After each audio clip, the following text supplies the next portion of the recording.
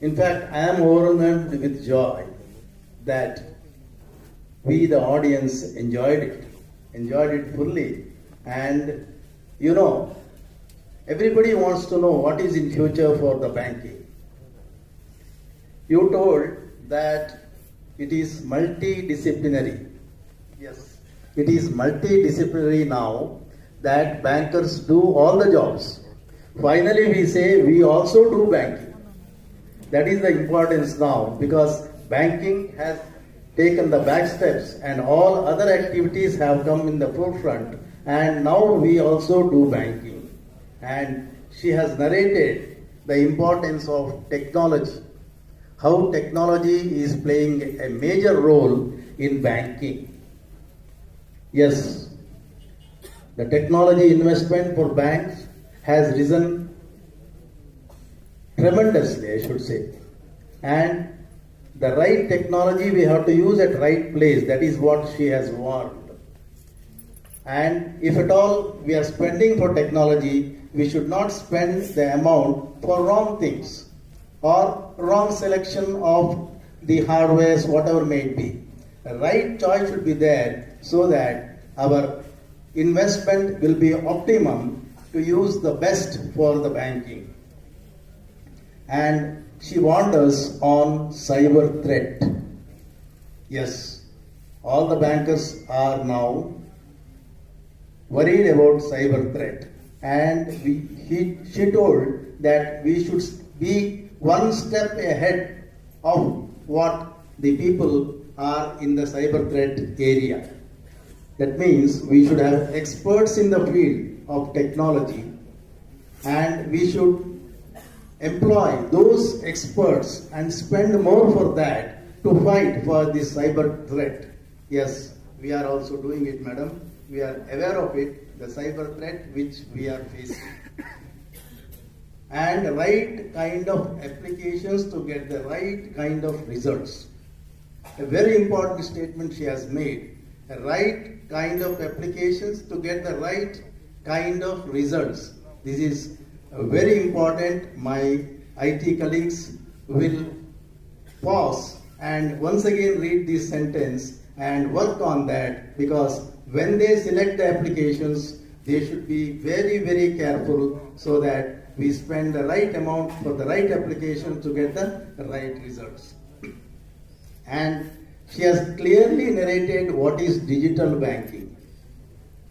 She told mobile banking is not a digital banking, or internet banking is not a digital banking. Digital banking is something else, and that is exactly what we are doing in our KBL Vikas. That what a very, very dear thing what our present MD has taken up in the last 2 years, and we went for digital banking, exactly the digital banking.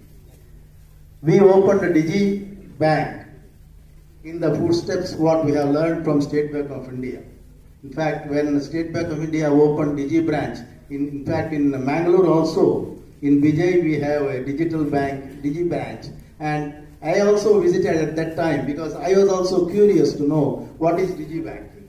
And it was opened in Mangalore also, and as you said, everything is there. It is 24/7, and this Digi banking we also opened in our Basangudi, and it is working very well. And all other digital activities we have started, and we are into tab banking now, like opening of SB accounts in the tabs, opening up loan accounts in the tabs. All these things we have already started, and you have given us the right direction, and we have already peeped into the future banking. That's what I can say. Friends, I will not deal much with what Mrs. Bhattacharya has told, because she has to leave now to the airport. I will summarize that this speech, what Madam Bhattacharya gave us, was a clear insight into our future banking, and we in the private sector, we are eager to catch up those banking activities and to stand in the forefront of the banking sector and give the best service to our loyal customers. We have all loyal customers here, and we assure you on behalf of MD that we will give the best of best service by using this technology. In fact, we started core banking in 2000 when our past chairman M.S. Krishna Bhat and Anand Krishna were there. They thought that that is the future banking, and we introduced this core banking somewhere in 2000 when no other bankers have started, and we reaped the benefits out of that. And now we have entered into the third phase of this digital banking, and we are into it and reaping the benefits now. Friends,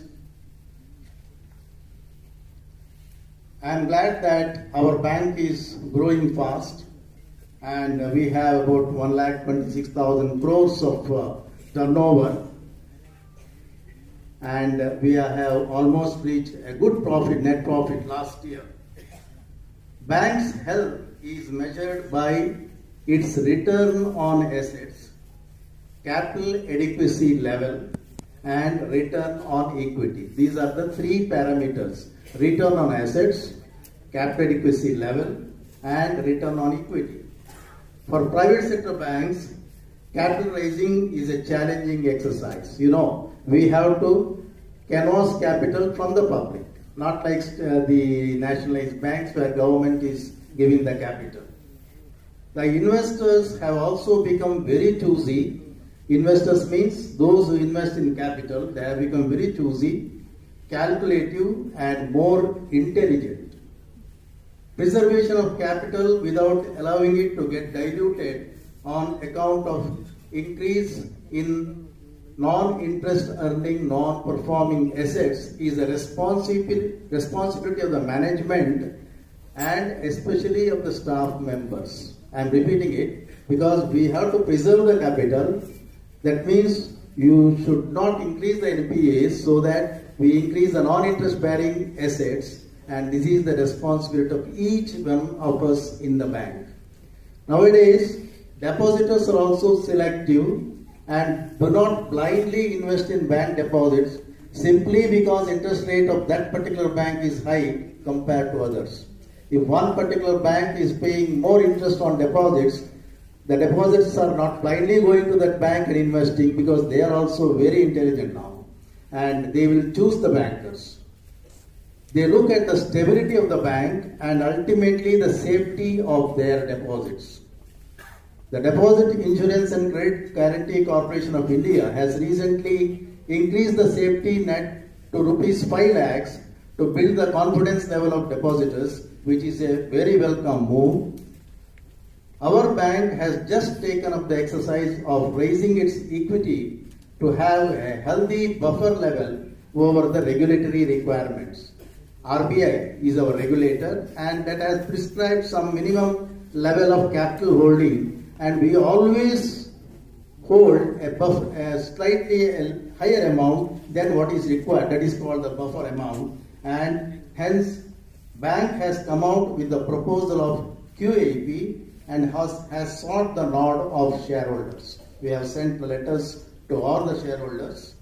As a chairman of the bank, I seek the full support of the shareholders for this, because that resolution has to be passed. We have already sent a letter to all the shareholders.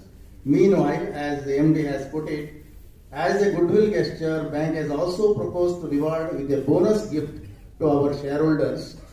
I think since after a very long time we are giving this bonus gift by issuing 1 share to every 10 shares held by them.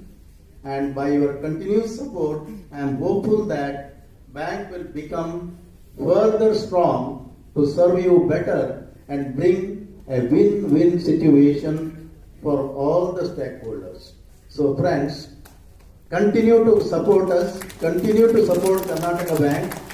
Bank is growing year after year under the able leadership of the present MD, Mr. Mahabaleshwara, and let it grow and celebrate this centenary year with all vigor and strength. Friends, on this occasion, we salute our founders and invoke their continued blessings to rededicate ourselves to achieve more, to create value for all concerned. We are grateful to our valued customers, shareholders, investors for their continued support and patronage. We are also grateful to our well-wishers, friends, and public who always value us with good respect and faith. Thank you very much.